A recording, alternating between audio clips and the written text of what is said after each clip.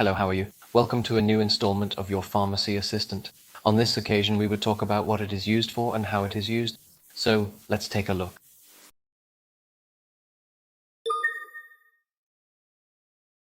Hey everyone, today I'm going to talk to you about a medication combination that can be key to managing pain, Tramadol with paracetamol. Understanding when and how to use them can make a big difference in your treatment. Let's get started. Tramadol and paracetamol are often prescribed together to treat moderate to severe pain. This could be after surgery or for conditions like arthritis. Now, what makes this combination special? Tramadol is an opioid pain reliever, while paracetamol, also known as acetaminophen, is a less potent pain reliever that boosts the effects of tramadol. Together, they can provide better pain relief than either medication alone. Let's talk about doses. It's crucial to start with the lowest effective dose and adjust it as recommended by your doctor. Never change the dose on your own, as both medications have a maximum limit for effectiveness and can cause serious harm if used incorrectly. Now let's move on to side effects and precautions. Common side effects include nausea, dizziness, and drowsiness.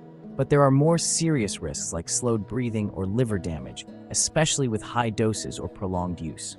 It is essential to use this medication exactly as prescribed and report any concerning symptoms to your doctor immediately. In conclusion, while tramadol and paracetamol can be effective for pain relief, they must be used responsibly. Always follow your doctor's instructions and attend all follow-up appointments to ensure your treatment is safe and effective. Remember that managing pain is a step towards healing, but it must be done cautiously. Thank you for your attention and take good care. If you've made it this far, let us know in the comments why you're using this medicine.